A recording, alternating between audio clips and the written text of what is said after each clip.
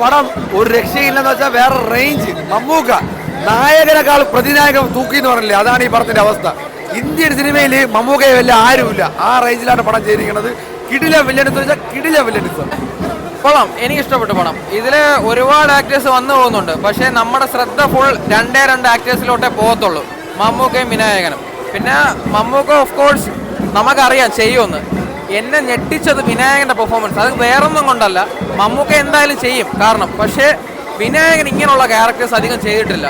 പുള്ളിയുടെ ഒരു കരിയറിലെ പീക്ക് പെർഫോമൻസുകളിൽ ഒന്നായിട്ട് നമുക്ക് പറയാം. ഇത് ക്ലൈമാക്സിലോട്ടൊക്കെ പോകുമ്പോൾ രണ്ടുപേരും കട്ടയ്ക്ക് നിൽക്കുന്നുണ്ട്. പിന്നെ നേരത്തെ കുറച്ച് റൂമേഴ്സും കാര്യങ്ങളും വന്നു സിനിമ എന്താണെന്നുള്ളത്. അപ്പോൾ അതിനെപ്പറ്റി ഒന്നും പറയാൻ പറ്റില്ല, കാരണം എന്തെങ്കിലും പറഞ്ഞാൽ റൂമറായി പോകും. മമ്മൂക്കയുടെ ക്യാരക്ടർ അങ്ങനെ ഒരു സാധനം, അതിനെപ്പറ്റി എനിക്ക് ഒന്നും പറയാൻ പറ്റത്തില്ല. ആ ഒരു ക്യാരക്ടർ എന്താണെന്നുള്ളത് ഒരുപാട് പീക്ക് സാധനങ്ങൾ ഈ രണ്ട് ആക്ടേഴ്സിലും പെർഫോം ചെയ്യാനുണ്ട്. അപ്പോൾ എനിക്ക് ഭയങ്കരമായിട്ട് ഇഷ്ടപ്പെട്ട ഈ രണ്ട് ആക്ടേഴ്സാണ്, എസ്പെഷ്യലി വിനായകൻ. ക്ലൈമാക്സിലൊക്കെ പുള്ളി ഭയങ്കരമായിട്ട് സ്കോർ ചെയ്തിട്ടുണ്ട്. ഒരുപാട് പേര് വന്നു പോകുന്നുണ്ട്, എന്നാലും നമ്മുടെ ശ്രദ്ധ ഈ രണ്ട് ആക്ടേഴ്സിലോട്ട് നിൽക്കും. മേക്കിംഗ്, ഡയറക്ഷൻ എല്ലാം കൊള്ളാം. പക്ഷേ ഏറ്റവും എടുത്ത് പറയേണ്ടത് ഈ രണ്ട് നടന്മാരുടെ പെർഫോമൻസ് ആണ്, വിനായകൻ്റെയും മമ്മൂക്കയുടെ. വിനായകനൊക്കെ ടോപ്പായിട്ട് ചെയ്തിട്ടുണ്ട്.